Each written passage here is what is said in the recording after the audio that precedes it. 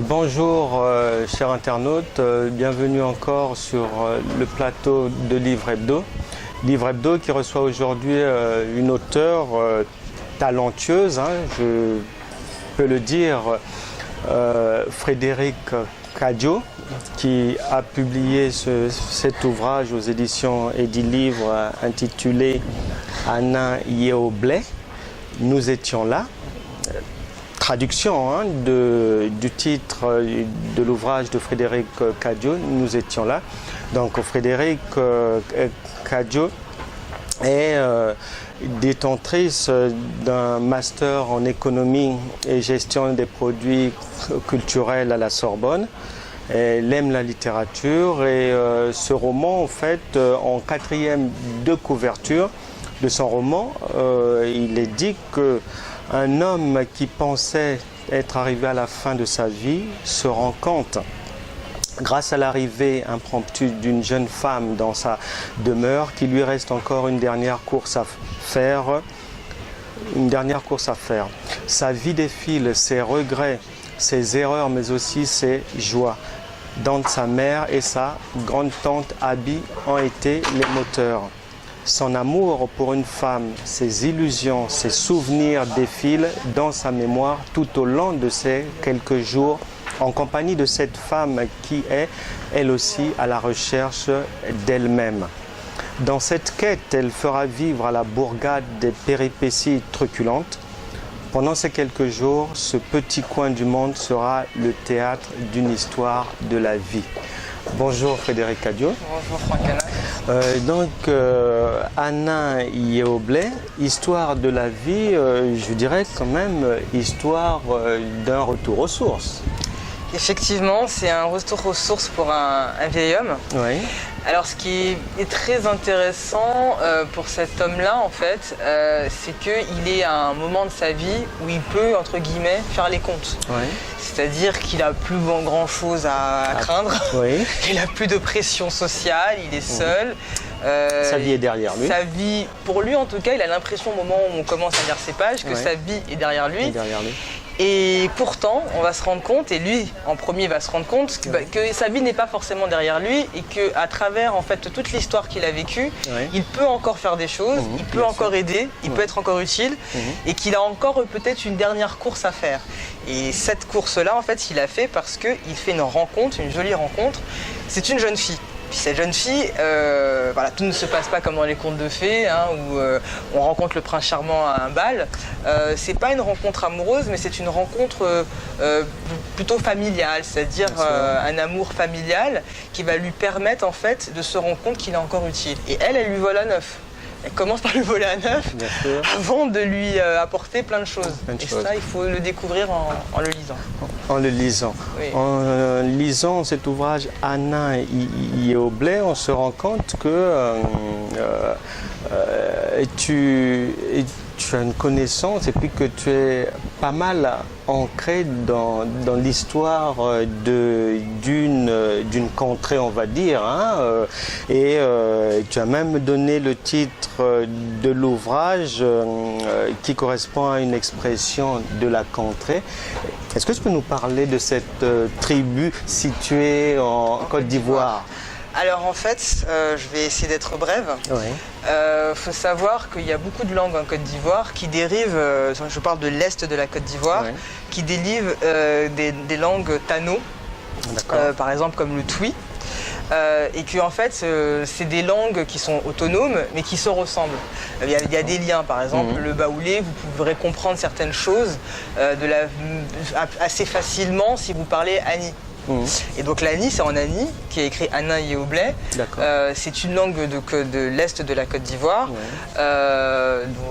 dont on a un petit rappel dans le livre à un moment. D'ailleurs, même les prénoms aussi, ce sont des rappels. Je vais prendre un exemple parce que tout de suite, très vite, on sait que Abby, c'est l'une des héroïnes. Et Abby, c'est un endroit en Côte d'Ivoire. Donc je fais des petits, un petit village, des repères, voilà, des annotations tout au long de l'ouvrage. Pour des repères qui parlent d'abord aux originaires de ces lieux-là. Voilà. et puis qui permettent aussi de faire découvrir ces beaux endroits à tout un chacun. Tout un chacun. Et puis de comprendre aussi, moi j'ai voulu faire un livre ouvert, parce que j'aurais pu commencer ça je sais, en Côte d'Ivoire, la même histoire aurait pu être faite, mais j'ai estimé qu'il fallait que je fasse une autre histoire. Et j'en parlerai peut-être dans une autre de tes émissions pour la Côte d'Ivoire, parce qu'il y avait quand même d'autres choses à mettre et que ça aurait fait quand même touffu de tout mélanger. Donc là j'ai commencé par mettre des petits points d'annotation pour renvoyer le lecteur s'il a envie de poursuivre ses lectures, s'il a envie de se dire ah je connaissais pas ça. Aujourd'hui sur internet il y a plein de blogs, il y a plein de gens qui contribuent à faire connaître l'histoire de la Côte d'Ivoire, mais pas simplement, du Congo, de l'Angola. Et il y a des choses qu'on ne connaît pas. Et c'est grâce aux recherches, quand on fait des livres, on se rend compte que la culture, elle est quand même diverse et que les sociétés africaines ont apporté énormément de choses. Par exemple, il y a des choses, on a l'impression que ça n'existait pas, mais il y avait la chevalerie au Ghana. Il y avait des gens qui se baladaient dans des forteresses, il y avait des châteaux. Alors c'est pas tout, je ne veux pas dire que tous les royaumes avaient des chevaux, mais vous retrouviez des chevaux, vous retrouviez des forteresses, vous retrouviez des châteaux, et vous avez des ruines, encore aujourd'hui au Ghana, où vous pouvez voir ces anciennes villes, vous pouvez imaginer comment elles étaient à l'époque. Voilà. Et donc l'Afrique, c'est pas du sable seulement. Et il y a de l'histoire, il y a des constructions, il y a des inventeurs. Et voilà, j'ai voulu le mettre, mais c'est pas en revendication. C'est juste un constat historique. Un constat historique, on le voit bien. Et cette volonté, cet attachement à tes racines, on va dire. Comment est-ce que tu arrives à maintenir cet amour pour tes racines alors que tu es dans une société moderne, développée, qui va vite et puis mais qui tend beaucoup plus à faire oublier ses racines ou bien à ce que les souvenirs, la coutume, tout ce qu'on a pu recevoir de la terre natale s'érode au fil du temps. Toi, tu arrives à conserver cela par quel moyen en fait, je pourrais dire qu'il y a une partie de la réponse qui est dans ta question, c'est dans le sens où on est dans une société qui va vite, qui ingère vite les choses, on prend, on jette, on met à la poubelle, tout devient obsolète très vite, on est dans l'obsolescence programmée de tout, et ça crée un déséquilibre. On voit de plus en plus de gens qui ont besoin, et c'est pas simplement les Africains, vous avez des gens qui ont des problèmes identitaires, qui savent pas s'ils sont espagnols, ils sont basques, ils sont catalans, enfin, même en France, des gens qui préfèrent se rattacher maintenant à la Bretagne et avoir le drapeau breton chez eux, parce que ça correspond plus à quelque chose de concret, que la France, même que l'Union européenne. Alors là, c'est complètement vague pour eux, c'est flou. Et alors l'envie, justement, dans un monde qui prend, qui jette, c'est comme des Kleenex, de revenir aux traditions, c'est quelque chose, c'est un mouvement qui est en train de revenir, mais je pense dans plusieurs domaines, et pas simplement le domaine de la nationalité. Les gens, ils ont envie de revenir, alors vous voyez de plus en plus d'endroits zen, on fait du yoga, c'est très très large en fait. Même dans la mode, même dans la mode. En mode rétro. Rétro, le vintage, on essaie de récupérer des choses de la grand-mère pour s'habiller, et c'est stylé, c'est reconnu dans le monde de la mode. Donc c'est quelque chose, moi je pense qu'on est tous arrivés à un moment où on a besoin de se retrouver parmi des choses qui nous semblent à peu près vraies, c'est-à-dire qu'on peut toucher, c'est palpable.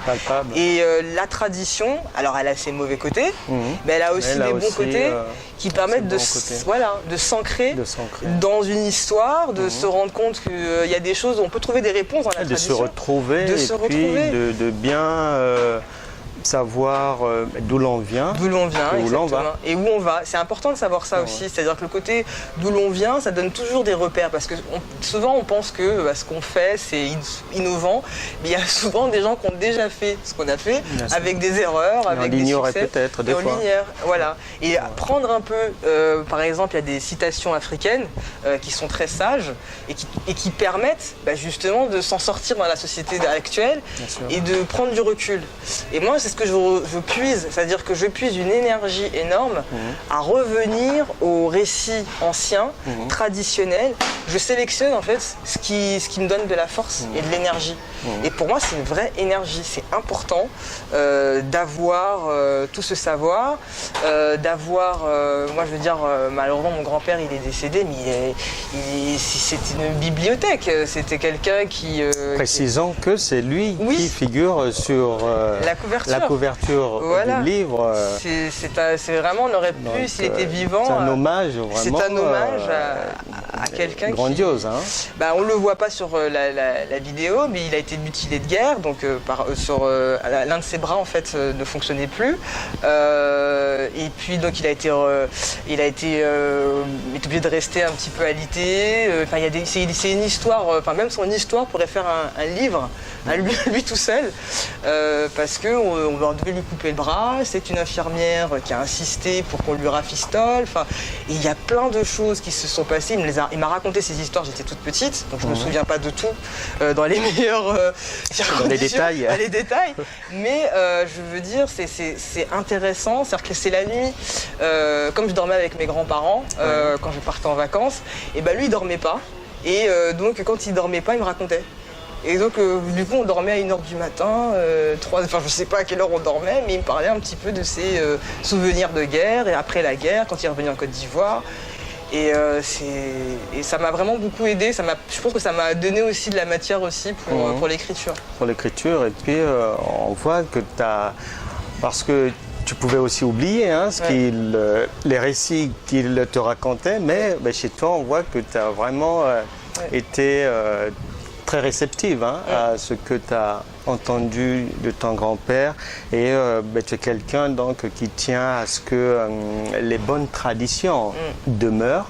Et à ma connaissance, tu as un autre ouvrage intitulé Le Soleil froid, et que j'ai ramené, donc je pourrais le montrer en fin D'accord, d'émission. tout à l'heure on va le montrer, le mettre en évidence. Et dans cet ouvrage, c'est toujours cette volonté à ne pas oublier qui transpire? Oui, mais c'est un peu différent. Ouais. Moi, en fait, comme je dis, j'écris plusieurs romans. Puis après, je sélectionne celui qui va le plus me porter à un moment de ma vie. D'accord. Alors, quand j'ai fait mon premier ouvrage, en fait, et j'ai eu cette occasion de pouvoir être avec une petite maison d'édition qui est vraiment formidable, et malheureusement, elle a fermé. C'est les éditions Chirographaire, parce qu'il y a vraiment une ligne éditoriale.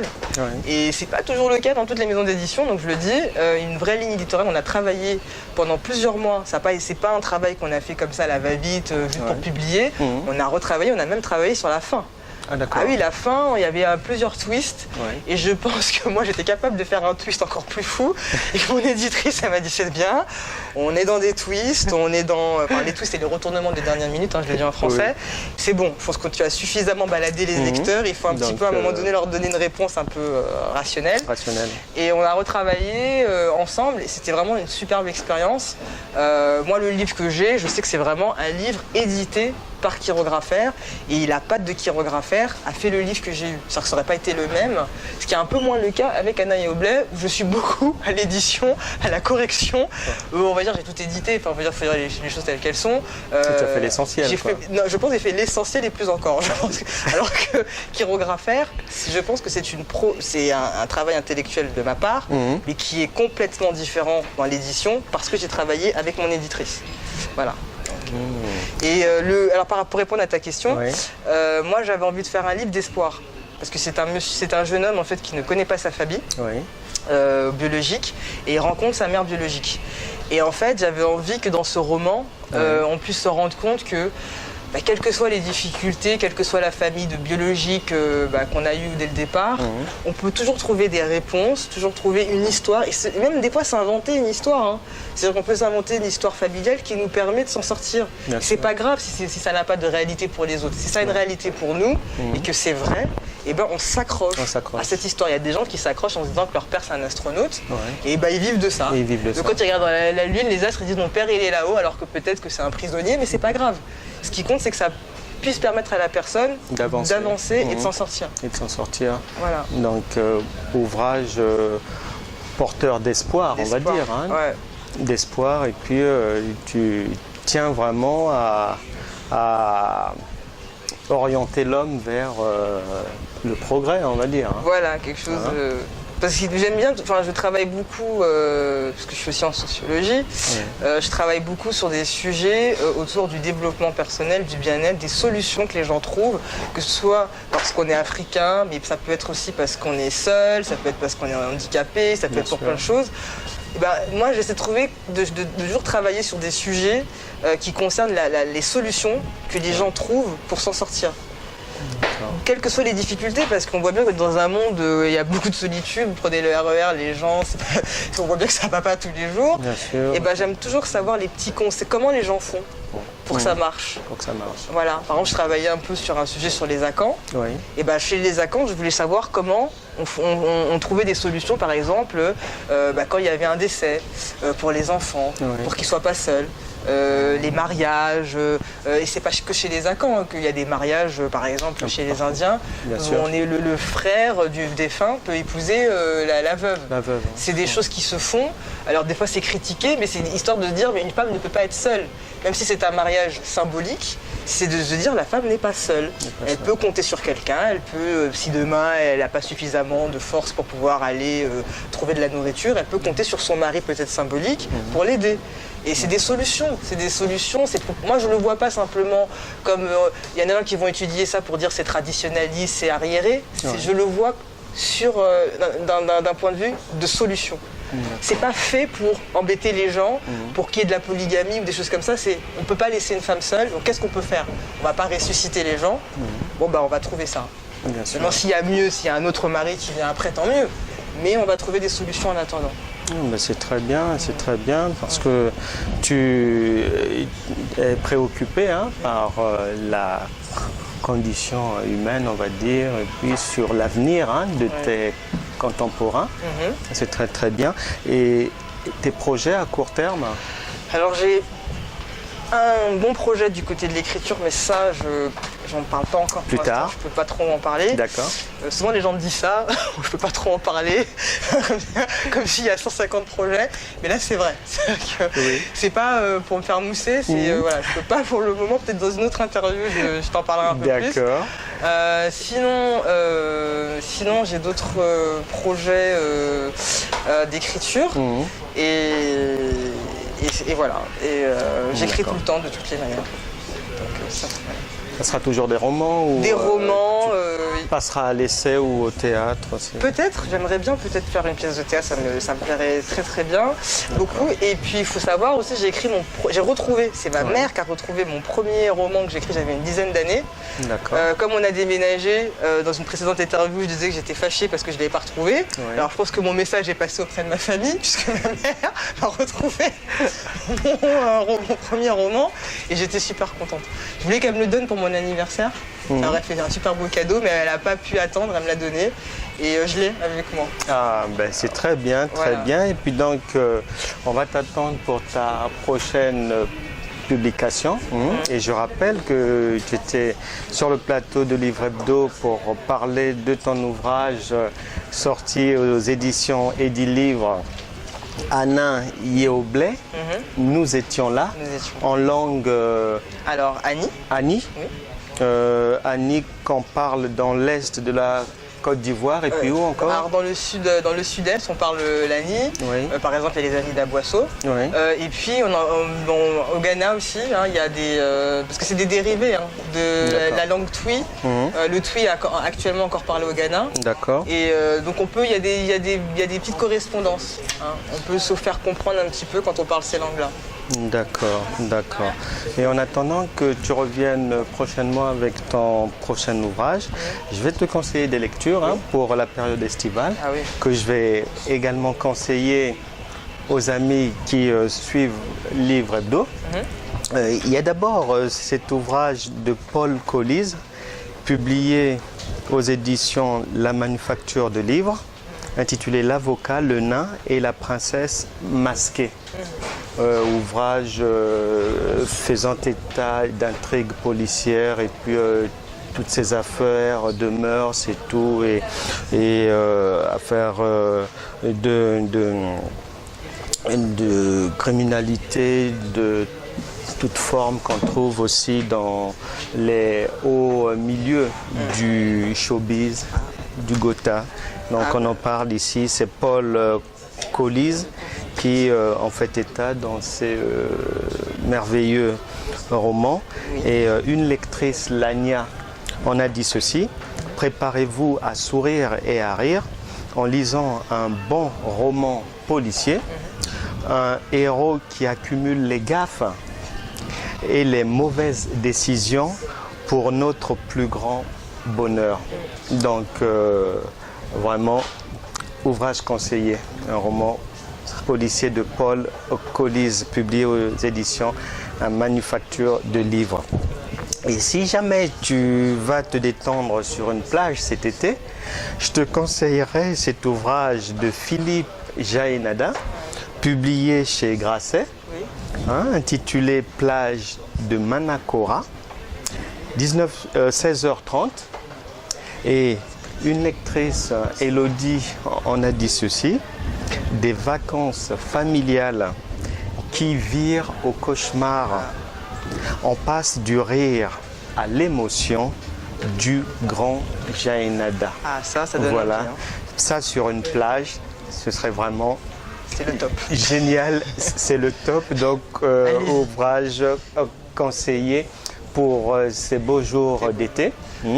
Merci bien d'être venu à nous, Frédéric Cadio. C'est moi qui vous remercie. Tu étais là donc pour ton ouvrage Anna Yeoblé, publié chez Edilivre. Oui. Donc d'ici là, en attendant de te retrouver prochainement pour ton ouvrage à venir, porte-toi bien. Merci. Et quant à vous, chers amis, on se retrouve la semaine prochaine pour un nouveau numéro de Livre Hebdo. C'était Livre Hebdo de Frédéric Cadio. Merci. Au revoir. Au revoir.